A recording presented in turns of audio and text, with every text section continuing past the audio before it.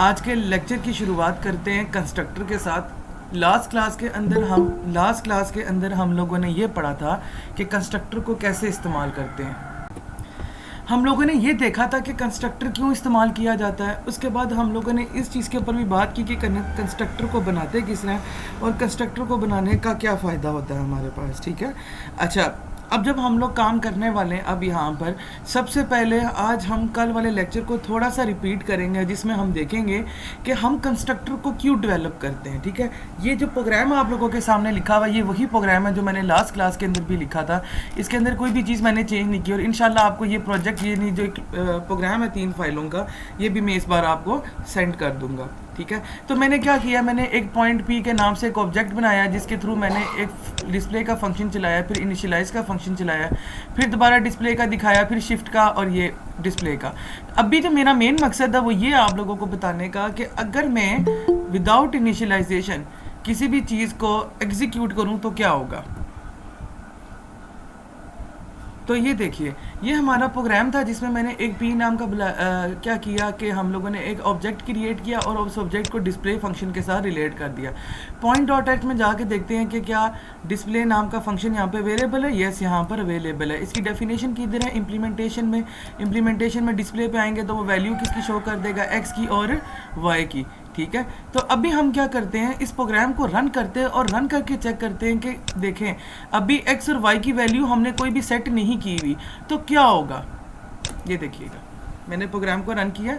अगर आप गौर से देखें तो आप लोगों को नज़र आ रहा होगा कि यहाँ पे x की वैल्यू लिखी हुई है 1.9268 e की पावर 3 माइनस 323 और इस तरह y की वैल्यू लिखी है। इसका मतलब भी है कि अगर हम ऑब्जेक्ट ओरिएंटेड प्रोग्रामिंग के अंदर x और y या कोई भी डाटा मेंबर या जिसको हम वेरिएबल बोलते हैं उसकी वैल्यू को इनिशियलाइज नहीं कराते, ज़ीरो के बराबर नहीं करवाते, तो ये एक बहुत बड़ा मैस क्रिएट करेगी। वो हमारा जब हम उसको डिस्प्ले कराएंगे विदाउट इनिशियलाइजेशन तो वहाँ पे गार्बेज वैल्यू शो कर देगा। अब इस तरह की जो चीज़ें होती हैं, इस चीज़ को ख़त्म करने के लिए हम लोग क्या करते हैं, कंस्ट्रक्टर का इस्तेमाल करते हैं। देखो, लफ्ज़ कंस्ट्रक्ट का मतलब होता है तामीर करना, बनाना किसी चीज़ को। ठीक है, तो कंस्ट्रक्टर की बेसिकली जो है ना 3 मेन ऑब्जेक्टिव होते हैं। नंबर 1, कंस्ट्रक्टर ऑटोमेटिकली कॉल हो जाता है जब भी हम कोई ऑब्जेक्ट क्रिएट करते हैं। तो आपके सामने एक पॉइंट क्लास का मैंने ऑब्जेक्ट क्रिएट किया p, तो इसका मतलब है कि जैसे ही कंपाइलर आएगा इंट मेन के बाद और ये लाइन स्टडी करना शुरू करेगा तो वो ऑटोमेटिकली कंस्ट्रक्टर के पास चला जाएगा। ठीक है, तो अभी मैं क्या करता हूँ, यहाँ पे कंस्ट्रक्टर की डेफिनेशन, कंस्ट्रक्टर को पहले इनिशियलाइज करवा देता हूँ। ये देखिएगा किस तरह करेंगे हम लोग, हम यहाँ पे पॉइंट लिखेंगे, ब्रैकेट डालेंगे और सेमी कॉलन डालेंगे। ठीक है, अच्छा एक सवाल यहाँ पे ये बनता है कि कंपाइलर को कैसे पता चलेगा कि ये जो पॉइंट आपने लिखा हुआ है ये एक कंस्ट्रक्टर है और ये फंक्शन है। इसकी रीज़न ये है कि जो कंस्ट्रक्टर होता है वो विदाउट जो हमारे डाटा टाइप होती है उसके लिखा जाता है। ठीक है, तो अगर आप यहाँ पे देखें इनिशियलाइज के साथ हमें वॉइड लिखना पड़ा है, डिस्प्ले के साथ भी वॉइड लिखना पड़ा और शिफ्ट के लिए भी साथ भी हमें वॉइड लिखना पड़ा है। लेकिन जब हमने कंस्ट्रक्टर क्रिएट किया तो कंस्ट्रक्टर के साथ हम लोग कोई भी डाटा टाइप साथ ऐड नहीं करते, सिर्फ जो एक फंक्शन का नाम होता है, जिस तरह कंस्ट्रक्टर भी बेसिकली एक फंक्शन है, तो हम क्या करते हैं एक फंक्शन का नाम लिख देते हैं और जब कंपाइलर आता है वो देखता है अच्छा जी ये तो क्लास का नाम लिखा हुआ है और आगे ब्रैकेट डाली हुई है तो इसका मतलब है ये कंस्ट्रक्टर है। अब कंपाइलर क्या करेगा, इसको रीड करने के बाद क्या करेगा, जाएगा हमारी implementation.cpp की फाइल पे और वहाँ पर जाके चेक करेगा कि इसकी डेफिनेशन क्या है। ठीक है, अच्छा जी डेफिनेशन किस तरह की होगी इसकी, जो मैंने पहले बताया था, पहले आप क्लास का नाम लिखेंगे, फिर आप वो करेंगे स्कोप रेजोल्यूशन ऑपरेटर डालेंगे। स्कोप रेजोल्यूशन ऑपरेटर क्या करता है, बेसिकली लिंक करता है आपकी क्लास को बेसिकली फंक्शन के साथ, और आपका जो फंक्शन है उसका नाम भी क्या है, पॉइंट। ठीक है, ये हो गया, ये पॉइंट क्या है, हमारी क्लास का नेम है। ठीक है, और सॉरी ये पॉइंट क्या है, ये आपकी क्लास का नेम है और इसको लिंक किसके साथ किया है, पॉइंट के कंस्ट्रक्टर के साथ। ठीक है, ब्रैकेट डाली, ये लास्ट क्लास के अंदर हम काम कर चुके हैं। ठीक है, अब मैं करता हूँ x is equal to 0 semicolon और y is equal to 0 semicolon. ठीक है, कंट्रोल प्लस s करके सेव करता हूँ। जी अब क्या होगा, कंपाइलर आएगा, वो सबसे पहले रीड करेगा पॉइंट p, वो ढूंढने का इसका कंस्ट्रक्टर बना हुआ है जब वो यहाँ पर आएगा उसको पता चलेगा यस इसका कंस्ट्रक्टर क्रिएटेड है, ये कंस्ट्रक्टर है इसका, ठीक है। तो वो क्या करेगा, तो वो क्या करेगा कि ये कंस्ट्रक्टर को रीड करेगा, उसके बाद इम्प्लीमेंटेशन डॉट CPP की फाइल पे जाएगा और चेक करेगा कि जो पॉइंट का कंस्ट्रक्टर हम लोगों ने बनाया है इसकी वैल्यूज़ हमने क्या रखी हुई हैं। तो हमने यहाँ पे इसकी वैल्यूज़ जो हैं वो 0 और 0 रखी हुई हैं, ठीक है। तो ये बेसिकली इस तरह प्रोग्राम को रीड करेगा। अगर अब मैं कंपाइलर को रन करूँ यहाँ से चेक करने के लिए कि क्या अब भी वैल्यूज़ मुझे वो गार्बेज वैल्यू शो करता है या एक्स और वाई वाली वैल्यू शो करता है, ठीक है। तो अभी भी वो बेसिकली एक्स और वाई की वैल्यू को गार्बेज वैल्यू ही शो कर रहा है। क्यों शो कर रहा है? Any guesses?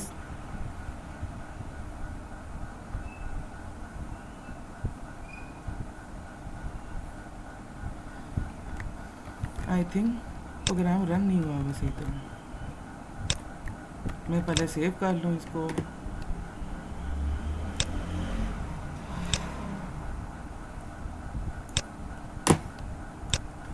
ये प्रोग्राम को क्लोज कर रहा हूँ ताकि मैं इसको दोबारा रन कर सकूँ।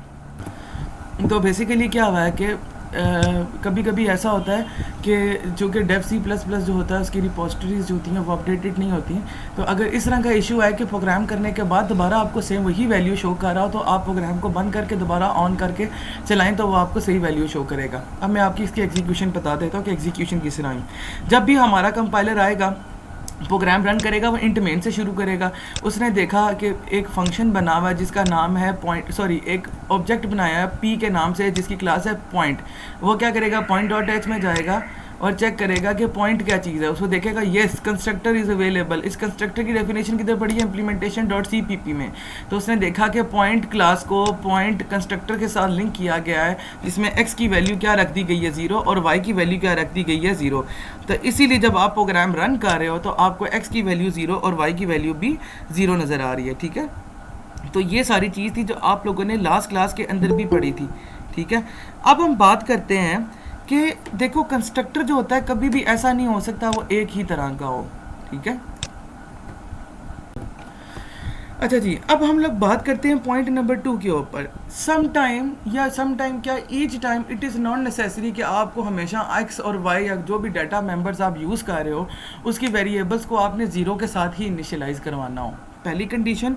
और दूसरी कंडीशन ये भी हो सकती है कि जैसे ही मैं ऑब्जेक्ट क्रिएट करूं तो ऑटोमेटिकली एक्स और वाई की वैल्यू मैं साथ ही दूं। देखो एक चीज़ ये है कि मैं यहाँ पर हाली ऐसी रहने देता हूँ और यहाँ पर आकर मैं डेफिनेशन में उसकी एक्स और वाई की वैल्यू को 0 करता हूँ। लेकिन ये एक बैक प्रोग्रामिंग अप्रोच है। क्योंकि इसमें हमारे पास लाइंस ज़्यादा हो जाती हैं, ठीक है।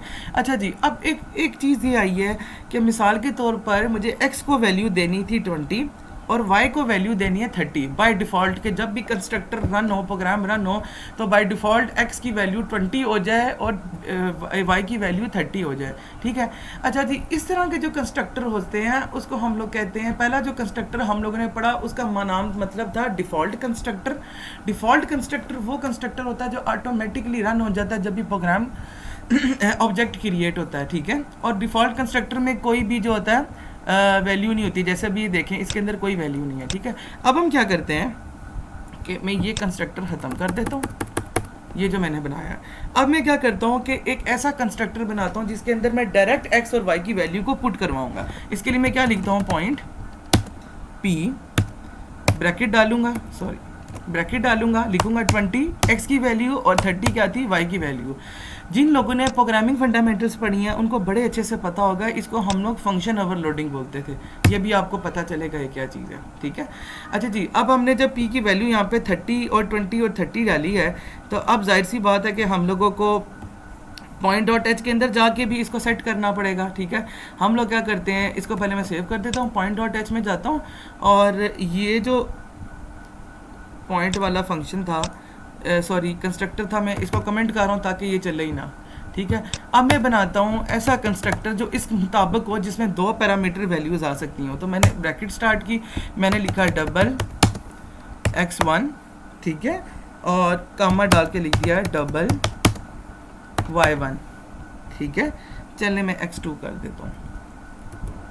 आप कोई भी यहाँ पे लिख सकते हो, लेकिन याद रखना ये वैल्यू वो नहीं होनी चाहिए जो यहाँ पर आप पुट कर रहे हो, ठीक है। ये सिर्फ इस चीज़ का ध्यान रखना। ये मेरे हाथ से जिन्होंने प्रोग्रामिंग फंडामेंटल्स पढ़ी उनको बड़े अच्छे से पता होगा कि हम लोग क्या करते थे कि फंक्शन के अंदर नाम कुछ और लिखते थे और बाद में जाके उनको इक्वल कर देते थे फंक्शन के अंदर। तो कंस्ट्रक्टर में भी यही हो रहा है। हमने क्या किया यहाँ पे डबल x1 किया और फिर उसके बाद डबल x2 कर दिया। क्लियर, ये बात हो गई। अब जाहिर है कि ये जब कंपाइलर इस जगह आएगा वो इस कंस्ट्रक्टर को देखेगा तो जाहिर है इसको उसकी डेफिनेशन भी चाहिए।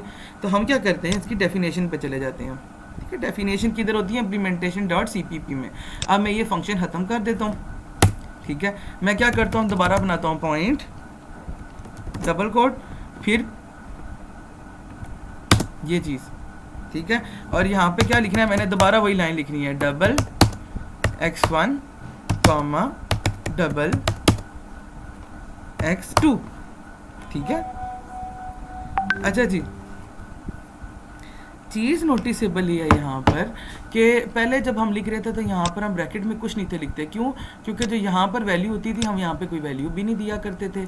अब चूंकि हम लोगों को यहाँ पर वैल्यू देनी पड़ गई है तो हम लोग यहाँ पर अब इसकी डेफिनेशन लिख रहे हैं। ठीक है, और उसके बाद सॉरी ब्रैकेट लग गई, इसके बाद मैंने ब्रैकेट डालूंगा और मैं सिंपल कर दूंगा कि x is equal to x1 और y is equal to x2 semi colon.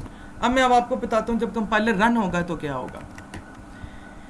देखें ज़रा गौर से, यहाँ पर मेन फंक्शन से जब वो आएगा यहाँ पे पॉइंट P और देखेगा कि दो पैरामीटर वैल्यूज़ हैं, एक 20 है एक 30 है, तो वो क्या करेगा, वो पॉइंट डॉट h में जाएगा और चेक करेगा इसकी डेफिनेशन किधर पड़ी है। सपोज करो कि ये भी हमारा एक कंस्ट्रक्टर था। ठीक है, तो हमारे दो कंस्ट्रक्टर एक ही प्रोग्राम में इस्तेमाल हो रहे हैं।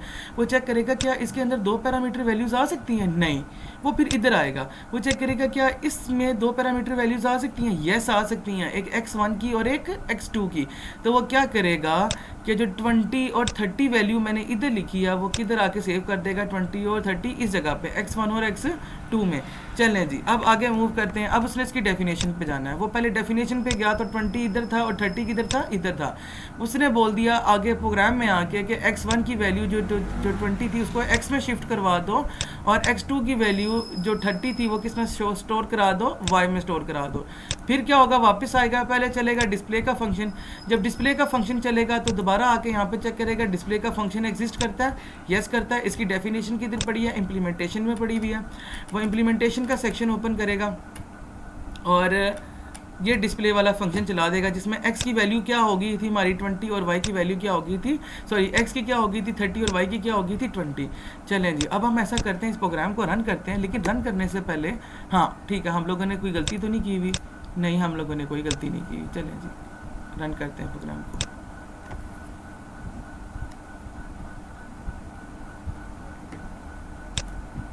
कोई मुझे बता सकता है कि मैंने यहाँ पर क्या गलती की हुई है?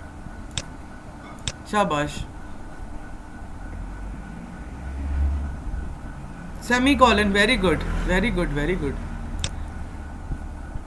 ठीक है, मैं जो बच्चा पूछ रहा है ना मैं इसका जवाब देता हूँ। एक मिनट है जर्नलिस्ट, मैं प्रोग्राम रन करता हूँ। आप देखना x की वैल्यू और y की वैल्यू क्या आएगी। x की वैल्यू 20 और y की वैल्यू क्या आ गई, 30 आ गई। क्यों? क्योंकि हम लोगों ने उनको इक्वल किया था। अगर आप लोगों ने प्रोग्रामिंग फंडामेंटल्स पढ़ी थी तो उसके अंदर भी हमने यही किया था। फंक्शन के अंदर हम लोग ABC लेते थे और बाद में उसको फंक्शन के अंदर जाके हम लोग x, y और z के बराबर कर देते। तो वैल्यू क्या हो जाती थी, उनमें शिफ्ट हो जाया करती थी और हम उनको क्या करवा देते थे, प्रिंट करवा देते थे। तो जो इस तरह के कंस्ट्रक्टर होते हैं जिसके अंदर पैरामीटर वैल्यूज़ होती हैं तो हम लोग उसको पैरामीट्रिक कंस्ट्रक्टर कहते हैं। ठीक है, तो पैरामीट्रिक कंस्ट्रक्टर में क्या चीज़ होती है कि हमारे पास पैरामीटर्स होते हैं और हम डायरेक्ट वैल्यू दे देते हैं जब जैसे ही हम लोग ऑब्जेक्ट क्रिएट करते हैं। ठीक है, अभी तक किसी को नहीं समझ आई तो पहले मुझसे क्वेश्चन पूछ लो ताकि हम थोड़ा सा आगे मूव करें।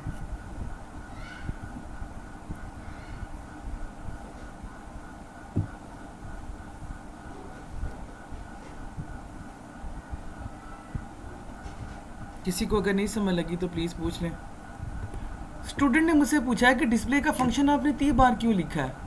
देखो प्रोग्राम चलेगा, सबसे पहले ये वैल्यूज़ असाइन होंगी तो सबसे पहले वो क्या करेगा, मुझे वैल्यूज़ प्रिंट करवा कर दे देगा x और y की।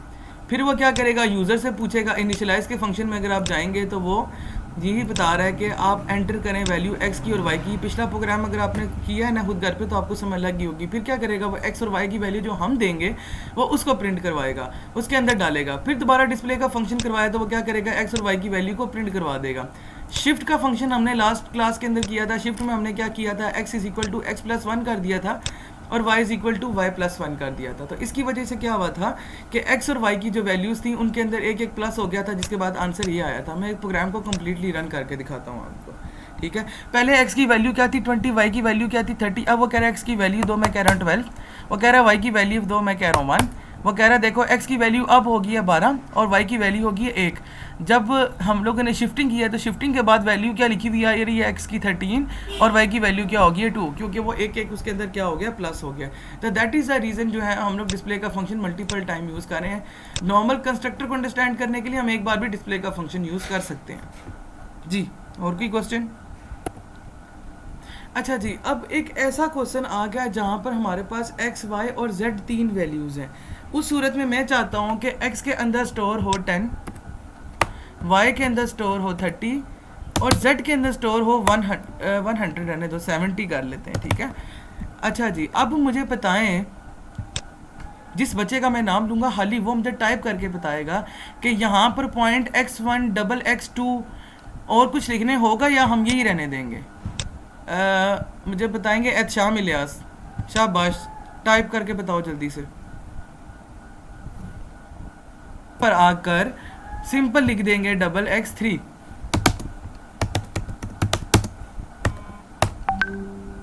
ठीक है। अच्छा जी, अब मैं क्या करता हूँ, कंट्रोल एस करके सेव करता हूँ। अच्छा जी, अब मुझे बताएं क्या मुझे और कुछ करने की ज़रूरत है क्या कहीं और? इम्प्लीमेंटेशन डॉट CPP में जाके मुझे किसी चीज़ को चेंज करना पड़ेगा? शाबाश, जल्दी जल्दी बताएं मुझे। ये अभी तक हुआ था हमारा काम। चलें शाबाश, जल्दी जल्दी बताएं। कर जिस तरह सारों ने बोला है, हम लोग सबसे पहले तो यहाँ पर डबल x3 लिखेंगे ताकि वो पैरामीट्रिक वैल्यू सेम रहे, ठीक है। और यहाँ पर ऐसा करेंगे z is equal to x3 कर देंगे, ठीक है। एक चीज़ बहुत इंपॉर्टेंट है कि जब मैं तीसरा वेरिएबल ले रहा हूँ तो पॉइंट डॉट h में जाकर जहाँ मैंने डबल x और डबल y लिया हुआ वहाँ पर मैं डबल z भी कर दूंगा ताकि z भी इनिशियलाइज हो जाए, ठीक है। अब ज़रा मैं प्रोग्राम रन करता हूँ, चेक करता हूँ क्या क्या होता है।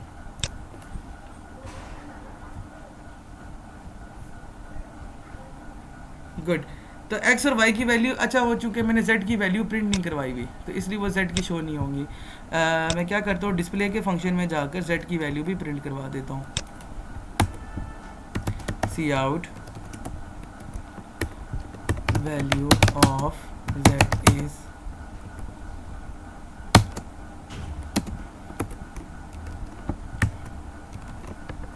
एंडल, ठीक है। अब देखना z की वैल्यू भी प्रिंट होगी।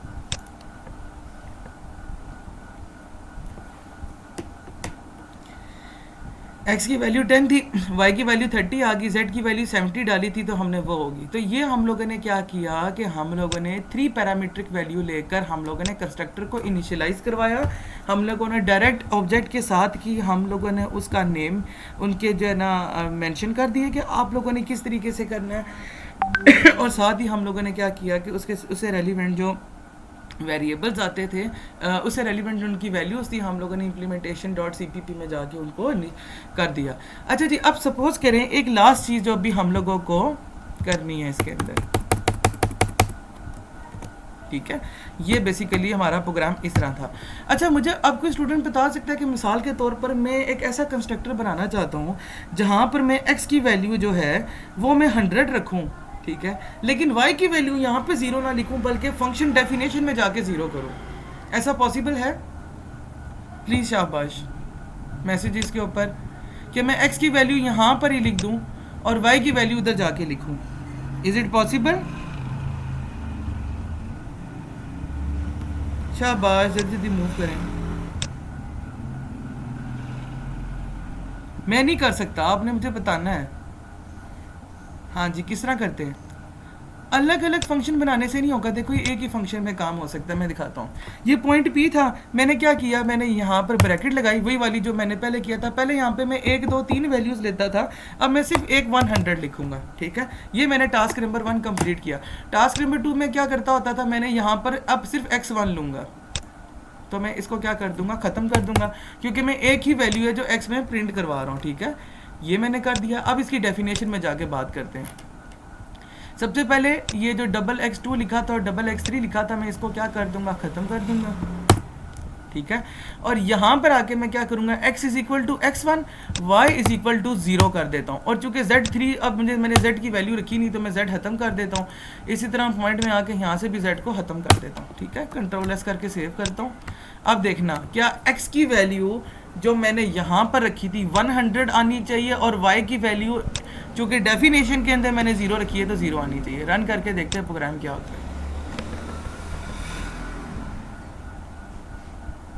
वो कंपाइलर ये कह रहा है कि z तो आपने अब यूज़ ही नहीं कर रहे, तो आप क्यों यहाँ पे करना चाह रहे हो। मैं इसको कमेंट बना देता हूँ, ठीक है, ताकि ये मेरा प्रोग्राम रन हो सके। चेक करते हैं। x की वैल्यू 100, y की वैल्यू क्या आनी चाहिए, 0। ये देखें, x की वैल्यू 100 आई है और y की वैल्यू क्या आई है, 0 आई है, ठीक है। एक क्वेश्चन और करते हैं अब इस कंस्ट्रक्टर के अंदर। अब ये आप लोग मुझे बताओगे, मिसाल के तौर पर एक ऐसी कंडीशन आती है जहाँ पर मैं ये बोलता हूँ कि x की वैल्यू जो है वो 0 हो जाए और y की वैल्यू 100 हो जाए। बताएं जी क्या करेंगे, यहाँ पे क्या चीज़ हम तब्दील करेंगे।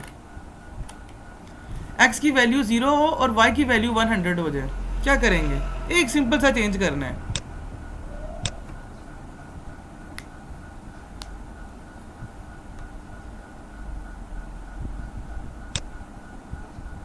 शाबाश, x की वैल्यू 0 करनी है, y की वैल्यू 100 करनी है। क्या करूँगा, एक चीज़ चेंज करनी है जस्ट मुझे।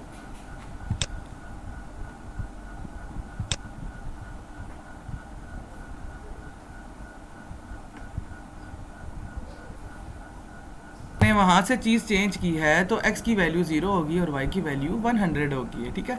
एक लास्ट चीज़ जो कंस्ट्रक्टर के अंदर डिस्कस करने वाली है वो आपके साथ डिस्कस करते हैं, ठीक है।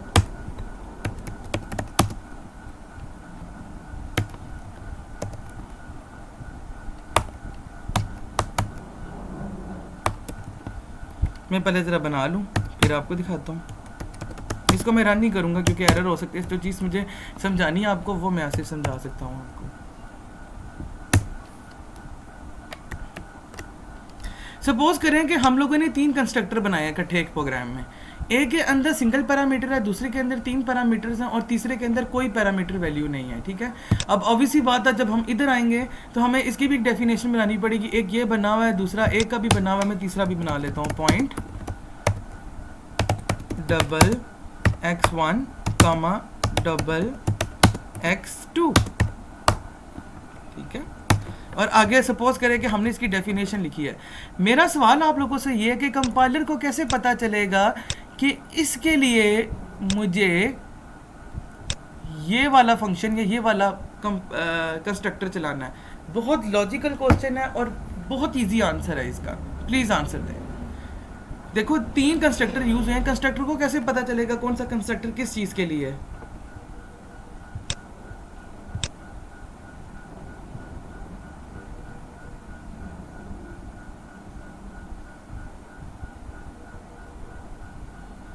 ये वही किया मैंने, एक से ज़्यादा कंस्ट्रक्टर बनाए हैं। मैंने एक ऐसा कंस्ट्रक्टर 3 कंस्ट्रक्टर इकट्ठे एक प्रोग्राम में बना लिए हैं, ठीक है। और मैंने ये किया कि 3 की पैरामीटर वैल्यूज़ डिफरेंट हैं। कंपाइलर को कैसे पता चलेगा।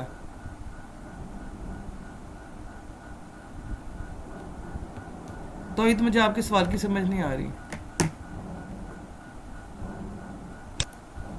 प्लीज़ थोड़ा जल्दी आंसर करें, इतना मुश्किल क्वेश्चन तो नहीं मैंने पूछा आप लोगों से।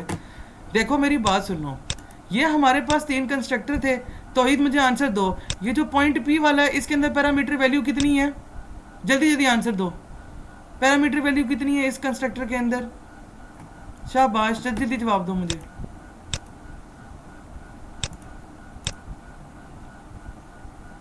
एक 100 नहीं है, पैरामीटर वैल्यू कितनी है वो 1 है।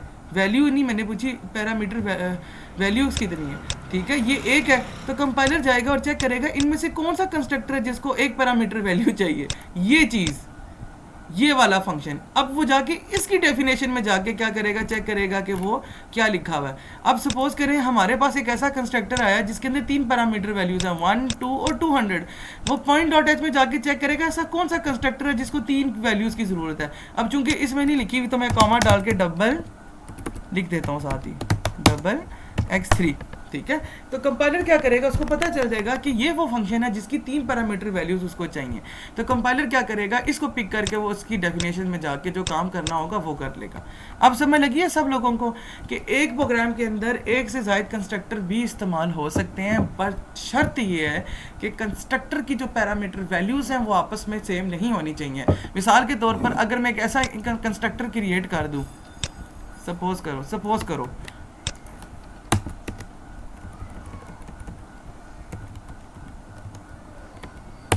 ठीक है। अब देखो एक ऐसा कंस्ट्रक्टर बन गया, यहाँ पे भी 3 पैरामीटर वैल्यूज हैं, यहाँ पे भी 3 पैरामीटर वैल्यूज हैं। तो जब कंपाइलर यहाँ पर आएगा वो देखेगा अब मुझे समझ नहीं लग रही इसके लिए मैं कौन सा फंक्शन चलाऊं, तो वो एरर दे देगा। यही बात है। इसलिए हमें इससे बचने के लिए हम लोग क्या करते हैं कि जो कंस्ट्रक्टर जो होता है उसकी पैरामीटर वैल्यू, अगर हम लोगों ने एक से ज़ायद कंस्ट्रक्टर इस्तेमाल किया जो कि बहुत रेयर होता है, उस सूरत में हम लोग क्या करते हैं कि हम लोग कंस्ट्रक्टर की जो वैल्यूज़ पैरामीटर वैल्यूज़ होती हैं वो हम मुख्तलिफ रखते हैं। सबको इस चीज़ की समझ लगी है? प्लीज़ मैसेज इसमें बताएं मुझे। तो जी हम लोगों ने कंस्ट्रक्टर के बारे में जितनी चीज़ें थी वो आज जो हमने पढ़नी थी वो पढ़ ली। आज का जो हमारा नेक्स्ट टॉपिक है वो है ऑपरेटर ओवरलोडिंग, ठीक है। अभी तक जो हम लोगों ने ये चीज़ पढ़ी है ये कंस्ट्रक्टर ओवरलोडिंग में आ सकता है, आप कह सकते हो, और जो अभी हम नेक्स्ट पढ़ने वाले हैं वो हमारा ऑपरेटर ओवरलोडिंग में आता है, ठीक है। तो अब हम क्या करते हैं कि ऑपरेटर ओवरलोडिंग की तरफ चलते हैं।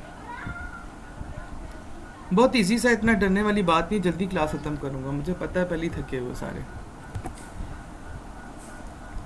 ठीक है। तो ये मैंने एक पेंट की फ़ाइल खोली है, और पेंट की फ़ाइल खोलने की रीज़न ये थी कि मैं आप लोगों को on the basis of white board समझा सकूं कि ऑपरेटर ओवरलोडिंग जो है इसका कॉन्सेप्ट क्या होता है, और हम लोग इस ऑपरेटर ओवरलोडिंग के कॉन्सेप्ट को हमारी प्रोग्रामिंग के अंदर क्यों इस्तेमाल करते हैं, या ऐसी क्या नौबत आ गई हम लोगों को कि हम लोगों को ऑपरेटर ओवरलोडिंग जो है वो यूज़ करना पड़ गया, ठीक है। अच्छा जी, जब भी ऑपरेटर ओवरलोडिंग की बात करेंगे मैं सबसे पहले आप लोगों को ये बताना चाहूँगा कि ऑपरेटर क्या चीज़ होती है। आप सब लोगों को पता है कि आप लोगों ने अपनी प्रोग्रामिंग फंडामेंटल्स के अंदर ऑपरेटर यूज़ किए थे, कौन कौन से? शाबाश। हमने प्लस यूज़ किया था, हमने माइनस यूज़ किया था, हमने डिवीजन यूज़ किया था, हमने मल्टीप्लिकेशन यूज़ किया था, ये मिनिमम है, ठीक है। इसके अलावा भी हमने डबल एंड ऑपरेटर यूज़ किया, और ऑपरेटर यूज़ किया, नैंड ऑपरेटर यूज़ किया। ये सब के सब ऑपरेटर्स हैं। इन ऑपरेटर्स का काम C++ के अंदर क्या होता है, ये ऑपरेटर्स जो हैं C++ को बताते हैं कि ये जो ऑपरेटर हैं इनको अगर आप 2 वेरिएबल्स के बीच में लगाएंगे या 2 वैल्यूज़ के अंदर लगाएंगे तो उसको प्लस माइनस मल्टीप्लाई या डिवाइड कर देंगे, ठीक है। अच्छा जी, अब इस एक चीज़ ये होती है कि ऑपरेटर तो ये चीज़ होगी, ठीक है। तो हम ये कह सकते हैं कि ऑपरेटर बेसिकली क्या है कि हर चीज़ का कोई ना कोई ऑपरेशन करने के लिए जो इस्तेमाल होता है हम उसको ऑपरेटर बोलते हैं। अब हम लोग ऑपरेटर के बाद बात करते हैं कि हम बात करते हैं ओवरलोडिंग,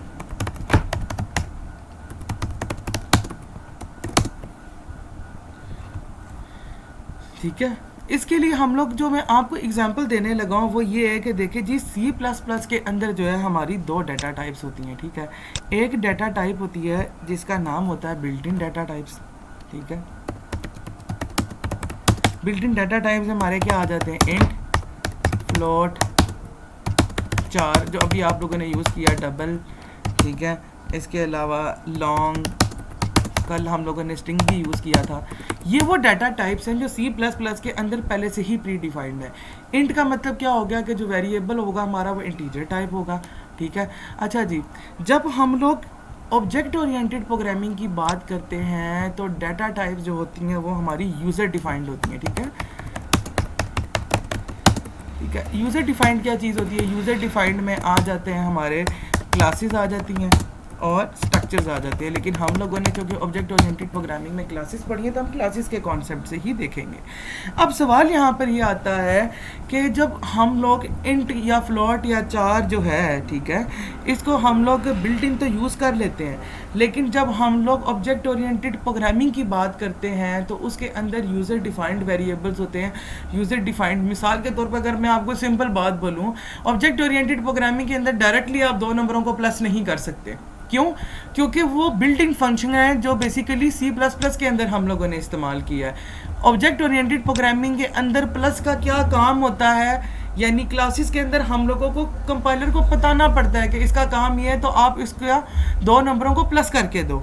अब आप लोगों को समझ लगी होगी कि ऑब्जेक्ट ऑपरेटर जो है वो ओवरलोडिंग क्या चीज़ होती है। अच्छा जी, C++ के अंदर हम अब ये देखेंगे कि ऑपरेटर को ओवरलोड की, ऑब्जेक्ट ओरिएंटेड प्रोग्रामिंग के अंदर C++ को बेसिकली क्यों ओवरलोड किया गया था।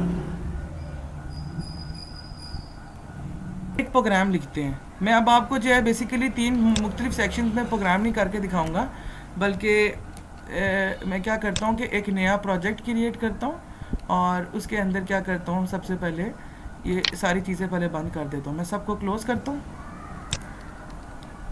ठीक है, और मैं फाइल में जाता हूँ, मैं न्यू पे क्लिक करता हूँ और एक न्यू सोर्स फाइल, वो कहता है इस प्रोजेक्ट में करना है। मैंने कहा नहीं, मुझे प्रोजेक्ट में नहीं करना, मुझे पॉइंट से बाहर आना है।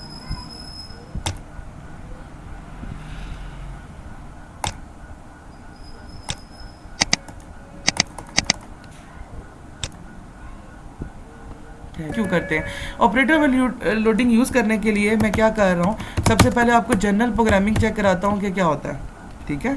आयो स्ट्रीम लिखा मैंने, उसके बाद मैंने क्या किया, यूजिंग नेम स्पेस std लिखा मैंने, ठीक है, सेमीकोलन डाला मैंने। उसके बाद मैंने क्या किया, मैंने लिख दिया मेन फंक्शन, या आप चाहो तो इंट मेन भी लिख सकते हो, वही जो हम लोग नॉर्मल करते होते थे। ब्रैकेट डाली, ब्रैकेट डालने के बाद मैंने लिखा int n1 is equal to 5, int n2 is equal to 10 semicolon, और सी आउट क्या कर दो, n1 प्लस n2। मैंने डायरेक्ट उसको किसी चीज़ में सेव नहीं कराया, मैं डायरेक्ट उसको प्रिंट करवा रहा हूँ। और मैं इसको फ़िलहाल कह देता हूँ नॉर्मल प्रोग्रामिंग। आप लोगों को फाइल्स मिल जाएंगी, रिलैक्स रहे, ठीक है। और रिटर्न 0 भी लिखना है मैंने, मैं रिटर्न 0 भी लिख देता हूँ। एक मिनट ठहर जी, रिटर्न 0 में लिख देता हूँ सेमीकोलन, कंट्रोल प्लस एस करता हूँ और प्रोग्राम रन करता हूँ। ये तो मेरे हाल से हर बच्चे को पता होना चाहिए कि मैंने सेमीकोलन नहीं था लगाया हुआ, तो मैं दोबारा रन करता हूँ। ये देखिएगा अभी वो क्या करेगा, n1 और n2 को प्लस करके उसको प्रिंट करवा देगा। और ये मेरे हाल से आप लोगों ने किया हुआ, तो आंसर क्या आ रहा है, 15 आ रहा है, ठीक है। तो इसका मतलब ये है कि जब हम लोग ऑब्जेक्ट ओरिएंटेड प्रोग्रामिंग नहीं करते तो क्या इशू आता है, जब हम ऑब्जेक्ट ओरिएंटेड प्रोग्रामिंग करते हैं तो हम n1 n2 किसी को डायरेक्टली प्लस कर सकते हैं। इसी तरह हम लोगों ने माइनस भी किया हुआ है, और इसी तरह हम लोगों ने जो है वो सब्ट्रैक्शन और मल्टीप्लिकेशन और डिवीजन भी किया है। अब सेम प्रोग्राम को मैं क्या करता हूँ, ऑब्जेक्ट ओरिएंटेड प्रोग्रामिंग के अंदर चेंज करता हूँ।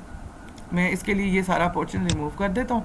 अब मैं एक ही फाइल के अंदर कर रहा हूँ, लेकिन रियल में जब आप लोग करेंगे तो उसको मल्टीपल फाइल्स में करेंगे। क्लास टेस्ट की बनाई मैंने, ठीक है, और उसके बाद मैंने ब्रैकेट लगा दी। अच्छा, मैंने क्लास बनाई, उसके बाद मैंने क्या लिखा, इंट नम सेमीकोलन डाला। आप चाहें तो प्राइवेट लिख सकते हैं, ये मैं प्राइवेट लिख देता हूँ। फिर मैं क्या करता हूँ, मैं लिखता हूँ पब्लिक, और पब्लिक में आके मैं क्या करता हूँ, टेस्ट का कंस्ट्रक्टर बना देता हूँ, और यहाँ पर मैं ब्रैकेट डालता हूँ, ठीक है। और मैं इस कंस्ट्रक्टर के अंदर कह देता हूँ कि नम जब भी इनिशियलाइज हो तो उसको 1 के साथ इनिशियलाइज करो, ठीक है। और फिर क्या करता हूँ कि यहाँ पर ये ब्रैकेट क्लोज इसकी होगी और ये इसकी क्लोज होगी। अब मैं बाहर आके क्या करूँगा, इंट मेन का फंक्शन लिखूँगा,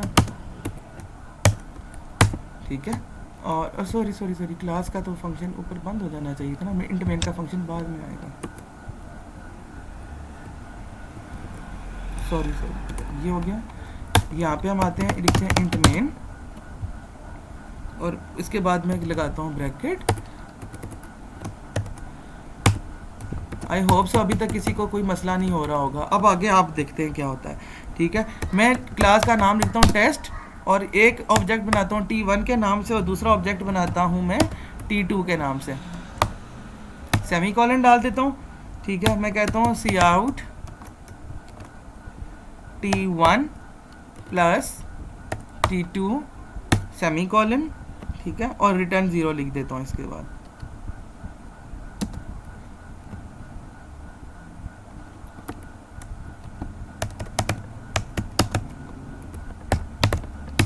कंट्रोल एस करके सेव करता हूँ। ज़रा प्रोग्राम रन करते हैं, देखते हैं क्या मसला आता है। वो ये कह रहा है कि no operator, no match for operator plus. क्यों?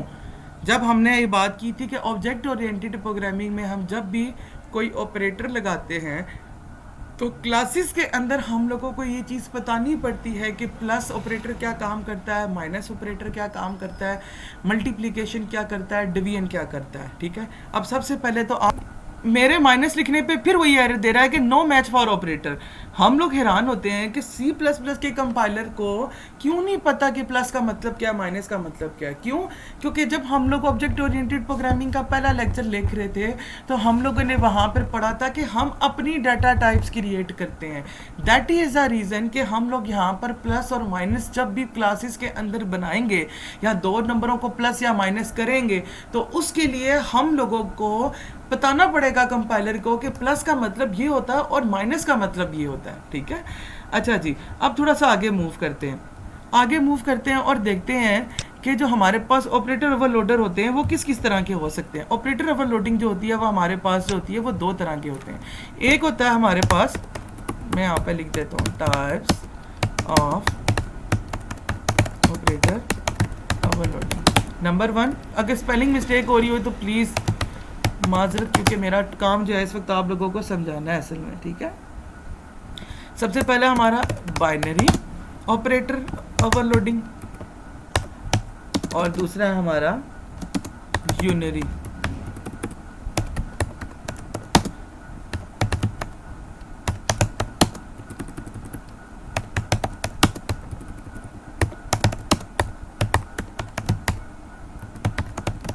ठीक है, आज जो हम लोग बात करेंगे सिर्फ वो करेंगे यूनरी पे।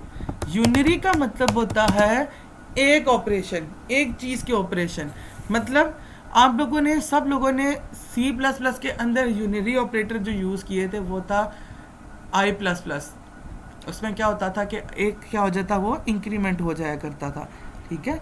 तो सेम यही चीज़ जो है हम लोग क्या करेंगे अब अपनी सी प्लस प्लस के प्रोग्राम में करेंगे इस तरीके से कि वो इसको रिकग्नाइज़ करे कि वो ये जो है वो यूनरी ऑपरेटर है, ठीक है। अच्छा जी, जब हम यूनरी ऑपरेटर की बात करते हैं तो यूनरी ऑपरेटर की दो टाइप्स आती हैं। एक होती है हमारी प्रीफिक्स ऑपरेटर,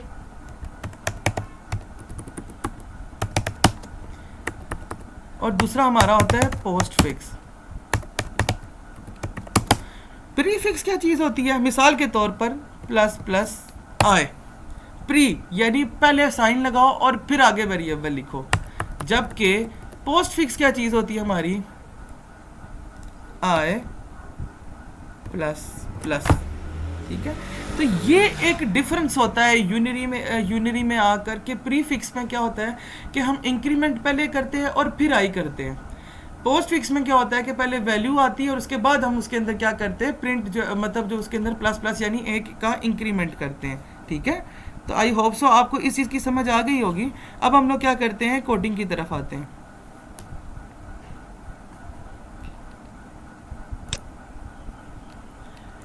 तो ये हमारा वही प्रोग्राम रहेगा जिस तरह हम लोग कर रहे थे। अभी हम लोग क्या करते हैं कि हम लोग T1 और T2 को प्लस करने की बजाय हम लोग क्या करते हैं, प्लस प्लस T1 करते हैं, ठीक है। और चूंकि जब T2 की ज़रूरत नहीं है तो मैं T2 को यहाँ से ख़त्म कर देता हूँ। जब नेक्स्ट क्लास आएगी तो हम इसके प्रॉपर कुछ फंक्शंस भी करेंगे, मतलब प्रॉपर सीखेंगे कि चीज़ कैसे होती है। हाँ जी, अभी भी इशू ये है कि कंपाइलर मुझे ये कह रहा है कि जो no match for operator plus plus है, कि आपने जो ऑपरेटर प्लस प्लस बनाया है वो भी आपने उसको डिफाइन नहीं किया। और हम लोगों ने ये बोला था कि जब भी हम object oriented programming approach use करते हैं तो हम लोग हमेशा जो है वो प्लस प्लस का यानी जो प्लस माइनस करेंगे उसको डिफाइन करेंगे। डिफाइन कैसे करते हैं, अब हम उस चीज़ के ऊपर आते हैं। ठीक है, ये मेरी क्लास थी, मैं क्लास के अंदर था, मैं लिखूंगा void OPERATOR, ये एग्जैक्टली वैसी रहेगा। जब भी आप ऑपरेटर को डिफाइन करेंगे तो आप जो है इसी तरह लिखेंगे void ऑपरेटर। ठीक है, और उसके बाद मैं क्या करूंगा, आगे लिखूंगा, चूंकि मैं प्रीफिक्स कर रहा हूँ प्लस प्लस T1 कर रहा हूँ। ठीक है, तो मैं अब जो काम करूंगा वो प्रीफिक्स के हिसाब से करूंगा। प्लस प्लस लिखा मैंने, और सॉरी स्पेस नहीं डालनी होती, प्लस प्लस लिखा मैंने, ब्रैकेट डाली मैंने, और साथ ही मैंने दूसरी ब्रैकेट डाल दी। ठीक है, अब मैं इसके अंदर बताऊंगा कि प्लस प्लस का मतलब होता क्या है। जब ऑपरेटर प्रीफिक्स प्लस प्लस इस्तेमाल होगा तो उसका मतलब क्या होगा, हम लिखेंगे प्लस प्लस, और साथ क्या था हमारा हम लोग किसको प्लस कर रहे थे, हम नम को प्लस कर रहे थे, तो हम क्या करेंगे प्लस प्लस नम लिख देंगे। ठीक है, तो वो क्या होगा कि नम को बताएगा कि प्लस प्लस नम कर मतलब क्या है कि जो नीचे ऑब्जेक्ट क्रिएट कर रहे हैं उसके अंदर प्लस प्लस क्या कर दो, एक प्लस करना है। ठीक है, अब हम लोग क्या करते हैं, ज़रा कंपाइलर को रन करते हैं और चेक करते हैं कि क्या हमारा आंसर सेम आता है या नहीं आता।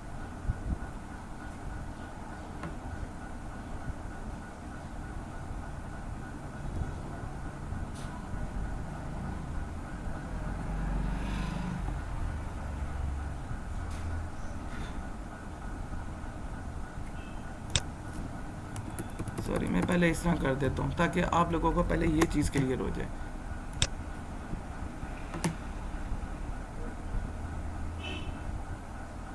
सेमी कॉलन नहीं लगाया मैंने, ये देखें हम लोगों से भी गलतियाँ होती हैं लेकिन हमें पता चल जाता है कि किस जगह मिस्टेक हुई है। अब इसका आंसर ब्लैंक आएगा क्योंकि जाहिर सी बात है कि अभी तक हम लोगों ने सिर्फ प्लस प्लस किया, उसको सी आउट नहीं किया। ये देखें आंसर ब्लैंक आया कि हम लोगों ने इसके अंदर सी आउट उसको किया ही नहीं है। अभी मैं क्या करता हूँ, इसके अंदर आके इसको सी आउट करवाता हूँ ताकि आप लोगों को वैल्यू नज़र आए। तो मैं क्या करता हूँ T1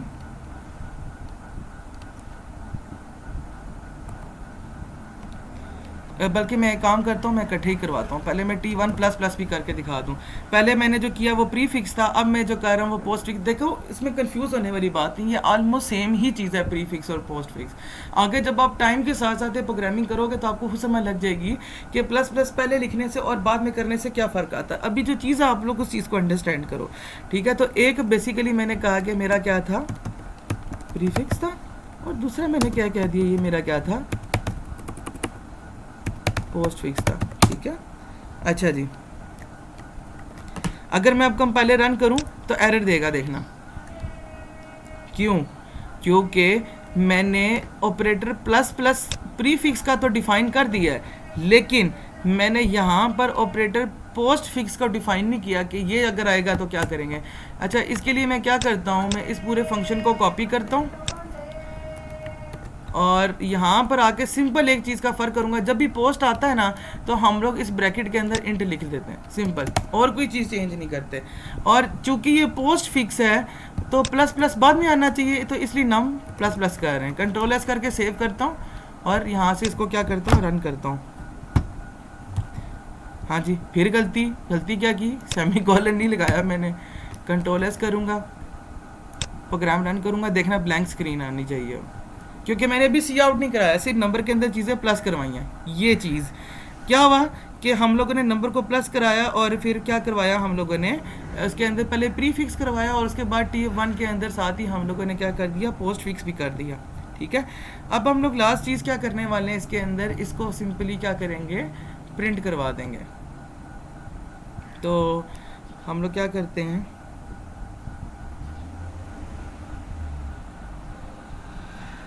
लो चल रहा हूँ टाइपिंग में इस टाइम। ठीक है, अच्छा जी, अब यहाँ पर मैं क्या करता हूँ, मैं यहाँ पर लिख देता हूँ सी आउट और मुझे क्या कर दो, वैल्यू प्रिंट करवा दो। तो मैं लिख रहा हूँ वैल्यू इज़, बस ये लास्ट चीज़ है आज की क्लास में, वैल्यू इज़ डाल के तो मैं यहाँ पे क्या कर देता हूँ, नम को प्रिंट करवा देता हूँ, ठीक है। लेकिन ये प्रोग्राम, ये जो चीज़ है पोर्शन कब चलेगा, जब हम लोग यहाँ से नीचे उसको कॉल करेंगे। तो मैं क्या करता हूँ, पहले प्रीफिक्स करता हूँ और ऑब्जेक्ट यानी T1 डॉट जो आगे डिस्प्ले का फंक्शन था मैं वो लगा देता हूँ, ठीक है। तो क्या होगा, इससे पहले एक बार डिस्प्ले करेगा और फिर वो क्या करेगा, दोबारा डिस्प्ले करवाने के लिए पोस्ट फिक्स में मैं क्या करता हूँ, यहाँ पे फिर कर देता हूँ, कंट्रोल एस करके सेव करता हूँ, कंपाइल करने की कोशिश करता हूँ। मैंने गलती से रीबिल्ड पे क्लिक कर दिया। चले यहाँ पे क्लिक करते हैं और चेक करते हैं कि क्या अब नम की वैल्यू क्या शो कराता है। देखो जी, नम की जो पहली वैल्यू उसने शो करवाई है वो 2 करवाई है और दूसरी वैल्यू उसने 3 शो करवाई है। देखो अब ज़रा मैं बताता हूँ प्रोग्राम रन कैसे हुआ। T1 के नाम से एक ऑब्जेक्ट क्रिएट हुआ, ठीक है। T1 के अंदर प्लस प्लस हो गया, ठीक है। तो T1 के अंदर ऑपरेटर के अंदर जाके उसने देखा कि नम के अंदर जो वैल्यू पड़ी उसको क्या कर दो, प्लस प्लस कर दो, ठीक है। तो वो क्या हो गया, उसके अंदर प्लस प्लस हो गया। तो T1 के अंदर पहली वैल्यू, नम के अंदर पहली वैल्यू क्या पड़ी थी, 1 पड़ी थी, तो अब क्या होगी, 2 होगी। तो यहाँ तक सॉरी मैंने कमेंट लगाना था, मैं दूसरा लगा दूँ, वैल्यू ऑफ नम इज 2, ठीक है। अच्छा, उसके बाद क्या हुआ, T1 प्लस प्लस फिर हो गया। तो 2 के अंदर जब हमने 1 प्लस करते हैं तो क्या हो जाता है, ऊपर इस ऑपरेटर की वजह से यहाँ से इसको पता चल गया कि नम प्लस प्लस का मतलब उसके अंदर एक प्लस कर दो। तो अब क्या वैल्यू हो गई, वैल्यू विल बिकम 3, ठीक है। तो कंपाइलर इसीलिए जब आप देखो रन करो तो कंपाइलर जो है वो एक जगह वैल्यू शो करवा रहा है 2 और साथ ही फिर वैल्यू शो करवा रहा है 3। तो ये वो तरीका है जिसके थ्रू हम लोग यूनिरी ऑपरेटर जो होते हैं, जिस तरह प्रीफिक्स और पोस्टफिक्स प्लस प्लस और बाद में प्लस प्लस, इसी तरह माइनस माइनस भी हो सकता है। मैं माइनस माइनस करके दिखाता हूँ आपको, कुछ भी नहीं करना, मैं हर जगह से माइनस माइनस कर दूंगा, ठीक है।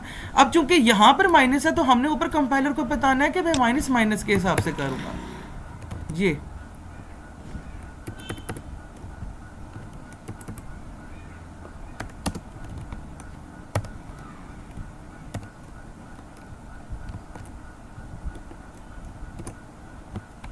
ब्रैकेट मुझे खत्म करनी है और मैं इसको भी क्या कर देता हूँ, यहाँ से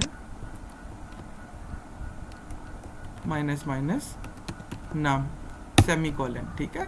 और चूंकि दूसरा जो पोस्ट फिक्स है उसको भी मैंने माइनस माइनस किया, तो मैं क्या करता हूँ, यहाँ से भी आके इसको माइनस माइनस कर देता हूँ। अब आप लोगों को समझ लग गई होगी कि मल्टीप्लिकेशन और डिवीजन के लिए हम लोग क्या करेंगे।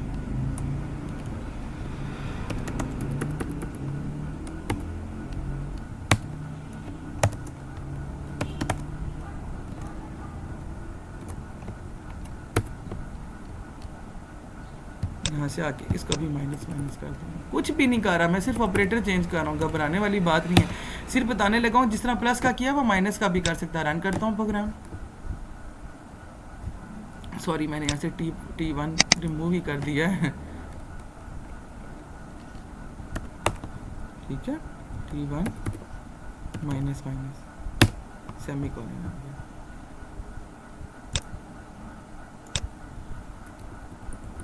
इसको भी ख़त्म कर देता हूँ और यहाँ से माइनस माइनस से सेमी कॉलन आता है, तो इसको भी मैं क्या करता हूँ, यहाँ से सेमी कॉलन लगा देता हूँ, कंट्रोल प्लस एस करता हूँ। अब चेक करता हूँ, देखना अब माइनस में वैल्यूज़ आएंगी जब आंसर आएगा। तो ये देखो पहली वैल्यू 0, क्यों 0 आई, क्योंकि ऊपर नम मैंने क्या रखा हुआ था बच्चों, यहाँ से चेक करो। पहली बार मैंने नम की वैल्यू 1 रखी हुई थी। जब पहली बार ऑपरेटर चला माइनस माइनस नम का, तो 1 माइनस 1 कितना, 1 माइनस 1 कितना हो गया, 0 हो गया, ठीक है। उसके बाद जब दूसरी बार पोस्ट फिक्स का चला तो फिर क्या हुआ, एक और -1 हो गया। तो इसलिए अगर आप देखें तो आंसर जो है वो -1 आ रहा है, क्योंकि 0 के बाद जो आंसर आता है वो -1 आता है अगर आप माइनस में करो। So this is the method by which we do operator overloading, कि हम कंपाइलर को क्लासेस के अंदर बताते हैं कि ऑपरेटर्स को किस तरह इस्तेमाल करना है, ऑपरेटर्स का क्या काम होगा, और ऑपरेटर को 2 वेरिएबल्स या 2 क्लासेस या 2 ऑब्जेक्ट्स के बीच में लगाने से क्या फ़र्क पड़ेगा, ठीक है। आज की क्लास के अंदर हम लोगों ने सिर्फ प्रीफिक्स को पढ़ा, यानी माइनस माइनस को। जब आपकी नेक्स्ट क्लास आएगी तो जिस तरह हम लोग T1 और T2 को प्लस कर रहे थे 2 डिफरेंट ऑब्जेक्ट्स को, हम उस सूरत में देखेंगे कि क्या होगा, ठीक है। अब मुझे सारे बच्चे बताएंगे आज के लेक्चर में अगर कोई चीज़ आपको ना समझ लगी हो। लोगों ने कंस्ट्रक्टर पढ़े हैं तो हम लोगों ने ये चीज़ बोली थी कि जब भी कोई ऑब्जेक्ट क्रिएट होता है तो इस बेटर के कंस्ट्रक्टर के थ्रू करके उसको इनिशियलाइज ज़ीरो के साथ करवाया जाए, यही बात है। फिर हम लोगों ने ये भी चीज़ पढ़ी थी कि जब भी जो कंस्ट्रक्टर ज़्यादा होंगे तो वो डिपेंड करता है उसकी पैरामीटर वैल्यूज़ कितनी है और उसके हिसाब से जो उनकी डेफिनेशन होंगी वो उनको जाके एक्सेस करेगा, ये चीज़ पढ़ी। अच्छा जी, मेरा एक सवाल ये है कि डिफ़ॉल्ट कंस्ट्रक्टर कितने अलाउड हैं एक प्रोग्राम के अंदर? मैं ये सवाल आप लोगों से इसलिए पूछ रहा हूँ क्योंकि मस्ट के क्विज के अंदर ये क्वेश्चन पूछा गया है। डिफ़ॉल्ट कंस्ट्रक्टर कौन सा था जिसमें हम लोग ज़ीरो के साथ इनिशियलाइज कर रहे थे सारे वेरिएबल्स को? तो मुझे सवाल ये है कि डिफ़ॉल्ट कंस्ट्रक्टर एक प्रोग्राम के अंदर कितनी बार लग सकता है? शाबाश, आंसर दें। Very good. मैं देखना चाहता हूँ कि आप लोगों को समझ आ रही है नहीं आ रही। इसका आंसर दे देंगे तो समझ ले सर मोहसिन अंसारी के सवालों का जवाब दे पा रहे हैं आप लोग। डिफ़ॉल्ट कंस्ट्रक्टर यानी एक ऐसा कंस्ट्रक्टर जिसके अंदर हमने सारे वेरिएबल्स को ज़ीरो के साथ इनिशियलाइज़ करवाया है या किसी एक वैल्यू के साथ इनिशियलाइज़ करवाया है। मुझे बताएं कि डिफ़ॉल्ट कंस्ट्रक्टर एक प्रोग्राम यानी एक C++ ऊप के कोड के अंदर कितनी बार लगेगा? थोड़ा सा प्लीज़ जल्दी करें।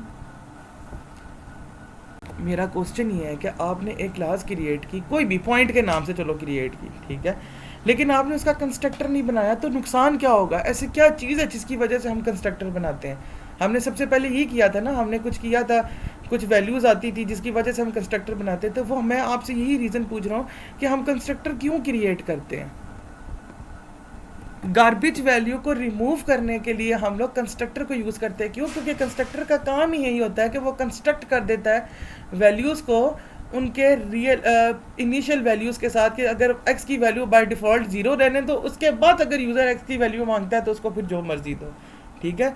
तो वेरी गुड, अगर आप लोगों को इनके आंसर्स पता चल रहे हैं तो वेरी गुड, आप लोग ऑब्जेक्ट ओरिएंटेड प्रोग्रामिंग को बड़े अच्छे से अंडरस्टैंड कर रहे हो। वहाँ पर सर मोहसिन अंसारी पढ़ा रहे हैं सब्जेक्ट, ठीक है, थोड़ा सा कॉम्प्लेक्स पढ़ाते हैं और पर उनके पढ़ाने का तरीका और जो वो बनाना चाहते हैं बंदे को, वो मेरे लिए बहुत एडमायरेबल है। मैंने कभी उनसे नहीं पढ़ा, लेकिन अल्लाह ताला से उम्मीद है कि कभी ना कभी ज़िंदगी में उनसे बहुत कुछ सीखने को मिल रहा है। अभी भी मैं उनके वीडियोज़ भी फॉलो करता होता हूँ, तो वो बहुत अच्छा पढ़ाते हैं और इसी तरह के क्वेश्चन आएंगे जब ऑब्जेक्ट ओरिएंटेड प्रोग्रामिंग का टर्मिनल का पेपर आएगा। मेरे हाल से आज की क्लास आज हम लोग ख़त्म करते हैं। मुझे सिर्फ स्क्रीनशॉट लेने दें कि कौन कौन से बच्चे प्रेजेंट हैं।